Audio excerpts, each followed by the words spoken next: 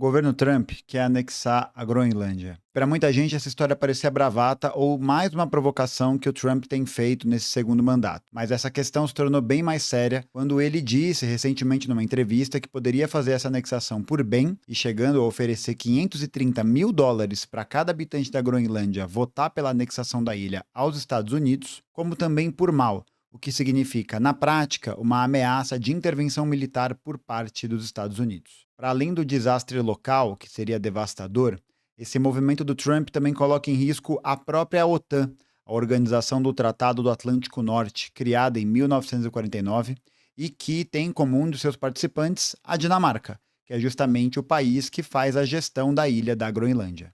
E é muito importante perceber que esse movimento do Trump não é uma bobeira. É, na realidade, um aceno para uma área estratégica que os Estados Unidos precisam colocar suas mãos e também uma nova movimentação nesse teatro de tensões que a gente tem visto escalar aí nas últimas semanas. E a Groenlândia é uma peça-chave disso. A Groenlândia é a maior ilha do mundo, com uma população estimada de 56 mil habitantes e que faz parte oficialmente do Reino da Dinamarca. Enquanto o governo interno da Groenlândia cuida das questões relacionadas à educação, saúde e exploração ambiental, o governo da Dinamarca lida com todas as questões relacionadas à segurança e é quem tem a palavra final quando a gente está pensando em soberania da ilha da Groenlândia. Para muita gente, a história da Groenlândia é desconhecida e esse movimento do Trump pareceu um pouco estranho, mas ele tem razão de ser. Para a gente poder entender isso com mais profundidade, vamos falar primeiro sobre a história da Groenlândia. A ilha da Groenlândia foi habitada, em primeiro lugar, por vários povos que vieram da Sibéria, que não só migraram para lá,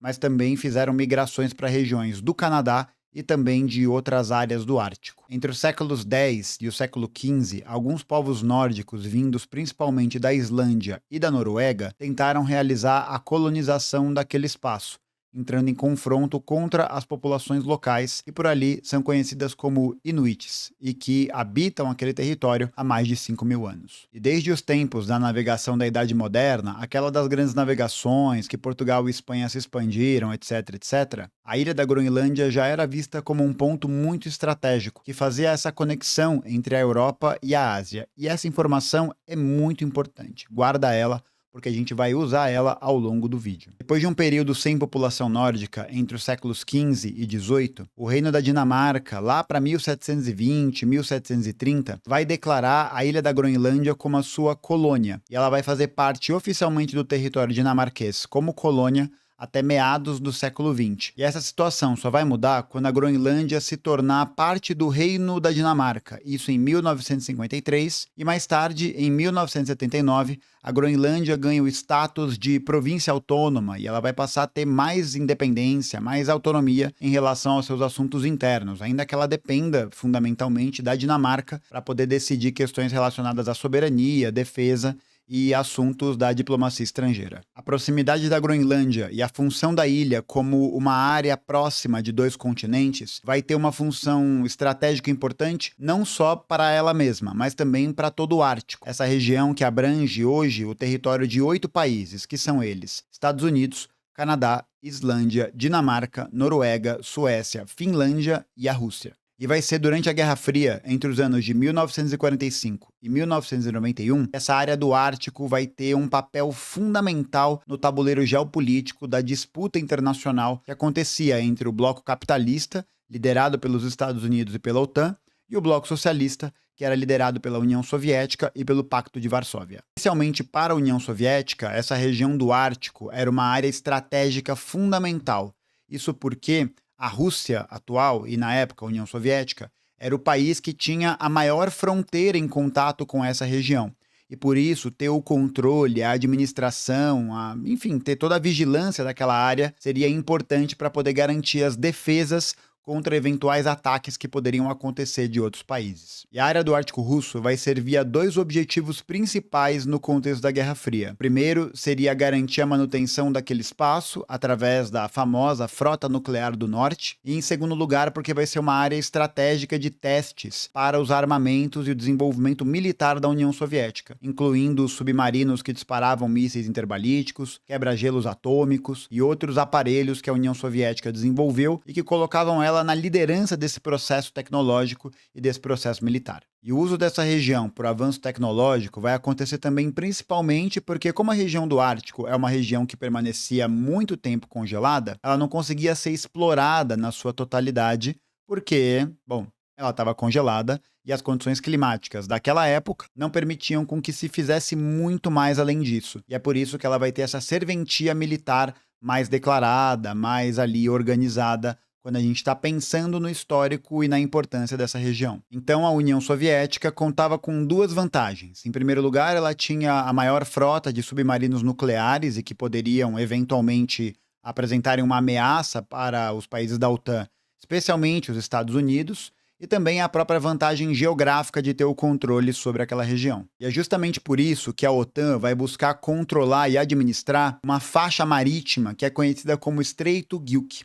É um estreito que compreende uma faixa entre a Groenlândia, a Islândia e o Reino Unido. E o controle dessa área era muito importante porque essa passagem conectava os mares do Ártico com a parte norte do Oceano Atlântico. E os países da OTAN, especialmente os Estados Unidos, tinham um receio, eram muito temerosos com relação à possibilidade de que a União Soviética pudesse realizar um ataque direto ao território dos Estados Unidos, já que essa área é uma área mais próxima e que, como eu comentei no começo do vídeo, conectava ali esses continentes, tanto da Europa como da Ásia, e ao acessar o Oceano Atlântico também conectaria as forças militares com as Américas. Um exemplo dessa importância vai se dar nos anos 80, quando o presidente dos Estados Unidos, Ronald Reagan, vai aumentar a utilização de marinha dos Estados Unidos naquela área, justamente para poder intensificar a presença americana e assim, fomentar ali aquele discurso nacionalista, aquele discurso de proteção do território nacional, ainda que a presença soviética fosse historicamente muito maior e muito mais consolidada que a dos Estados Unidos. Mas quando a União Soviética acabou, essa área do Ártico passou por uma mudança de perspectiva no que diz respeito às suas relações. Quando a Rússia se tornou uma aliada do Ocidente ali nos anos 90, principalmente na época do governo Boris Yeltsin, as forças armadas da OTAN e dos Estados Unidos diminuíram a sua presença com navios, submarinos naquela região, justamente porque não havia mais necessidade de dispor daquelas forças militares para poder proteger aquela passagem e aquele estreito. Então foi a partir daí que as questões relacionadas ao Ártico começaram a mudar, passando de elementos militares para outras questões, como, por exemplo, exploração econômica, direito das populações originárias, questões ambientais, e isso que era muito articulado, era muito relacionado entre os países e que até os dias de hoje representou essa coalizão, esse diálogo que fez com que os países tivessem uma relação minimamente harmoniosa ali na região. Mas recentemente, essa zona voltou a ter uma importância militar muito grande, especialmente porque as questões das relações internacionais, que antes estavam mais ou menos estabilizadas, agora passam por mudanças, já que a hegemonia dos Estados Unidos e a hegemonia da OTAN começaram a ser questionadas, tanto pela Rússia quanto pela China. E isso vai começar especialmente com a deterioração das relações entre a Europa e a Rússia. A Rússia hoje, que é governada pelo Putin e que tem uma mudança de perspectiva econômica, tem uma mudança de perspectiva em relação à sua agenda, passou a incomodar a hegemonia da OTAN, que passou a incomodar esse poder consolidado que estava sendo exercido pela Europa e também pelos Estados Unidos. Essas tensões vinham crescendo desde os anos 90, isso porque a OTAN não parou de se expandir desde 1991, o que também começou a ameaçar cada vez mais a própria unidade territorial russa, também a própria soberania local. Então, quando Putin ascendeu ao poder, começou a mudar essa agenda econômica e política, essas tensões começaram a aparecer de maneira mais virulenta, de maneira mais ativa, e isso levou a todos esses imbróglios e todas essas questões que hoje a gente acompanha nos noticiários. E essas rusgas entre a Europa e a Rússia tiveram dois pontos de virada muito importantes. O primeiro deles, em 2014, quando a Ucrânia sofre uma reviravolta política, um golpe de Estado que vai ficar conhecido como Euromaidan, e a Rússia vai ao resgate de uma região que é historicamente conectada com o território russo, que é a Crimeia. Então a Rússia anexou a Crimeia ao seu território em 2014 e tem agora acesso a uma área muito importante no Mar Negro. E o segundo ponto, e aí esse que é mais recente, que a gente está também acompanhando agora, é com relação à guerra da Ucrânia. A guerra da Ucrânia começou em 2022, quando a Ucrânia começou a flertar com a ideia de entrar na OTAN. E a Ucrânia tem uma das maiores fronteiras terrestres com a Rússia. Então essa proximidade acabou colocando um alerta nas autoridades russas, porque a OTAN, que vem se expandindo desde o começo dos anos 90, tem realizado manobras militares próximas da fronteira e que, de fato, representam ali uma ameaça ao território, especialmente porque a OTAN também tem uma cláusula dentro das suas regras e declara que, caso um país da OTAN entre em guerra, todos os países membros da OTAN automaticamente entram em guerra junto com ele. Então, a possibilidade da entrada da Ucrânia na OTAN fez com que a Rússia buscasse a invasão do território, liberasse as duas regiões, que são Luhansk e Donetsk, que têm maioria russa, e a guerra tem se arrastado até agora. E todos esses desdobramentos políticos e essas mudanças nas questões das disputas internacionais vai afetar também a própria região do Ártico, incluindo a ilha da Groenlândia. Então esse é o primeiro ponto que a gente precisa entender. Aquela região já era uma região estrategicamente, militarmente muito importante na época da Guerra Fria. Ela passou por um período de pausa nessas disputas e que agora voltou a ascender novamente. Isso porque antes, já que não existia uma hegemonia que contrapunha a dominação da OTAN e dos Estados Unidos, esses problemas não apareceram. Mas agora que a gente tem forças políticas internacionais, forças políticas imperialistas disputando esse território, aquela região novamente passa a ter uma importância fundamental. E essa importância fundamental, especialmente da Groenlândia, é carregada não só de um elemento militar, mas também de um elemento estratégico, de recursos. E é justamente por isso que o Trump está de olho na colonização, na anexação daquela ilha. E para além desse cenário de disputas internacionais, quais foram as mudanças dos últimos 35 anos, entre 91 e 2026, que fizeram com que essa área se tornasse profundamente estratégica? Em primeiro lugar, entram os efeitos das mudanças climáticas, porque quanto mais a temperatura do mundo está subindo, mais o derretimento do gelo está acontecendo e de forma cada vez mais acelerada. Então isso vai provocar mudanças nos ecossistemas locais e também a elevação do nível da água.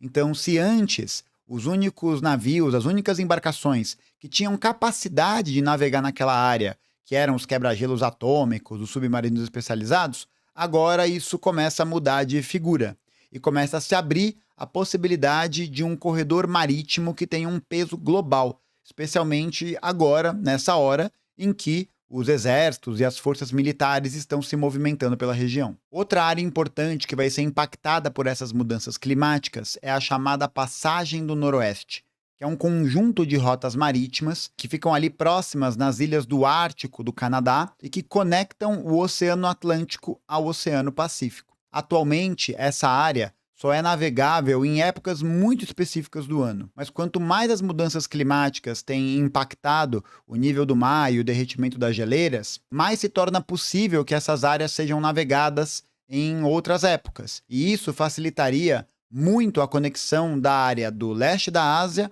com a Europa Ocidental. E isso economizaria também um nível de quilômetros muito grande para os navios que quisessem fazer essa travessia do Atlântico para o Pacífico. Algo em torno de 7.000 quilômetros de economia, caso esses navios decidissem fazer essa rota, essa passagem, pelo Canal do Panamá. O Canal do Panamá, esse inclusive, também é outra área estratégica de interesse do Trump e uma outra área estratégica de interesse dos Estados Unidos desde o começo do século XX, quando eles terminam a construção do Canal do Panamá e tomam controle daquilo até ali meados dos anos 80 e dos anos 90, mas esse não é o assunto do vídeo, a gente vai continuar daqui. Então, controlar essas águas e esse fluxo de navegação pode se tornar uma estratégia econômica muito, muito importante. Então, controlar essas águas pode destravar algumas vantagens para o comércio global e até vantagens militares muito importantes. E isso coloca a Groenlândia no centro desse processo. E é por isso que qualquer potência que se apossar daquela ilha, sejam os Estados Unidos de maneira direta, ou uma presença russa, ou uma presença chinesa mais forte,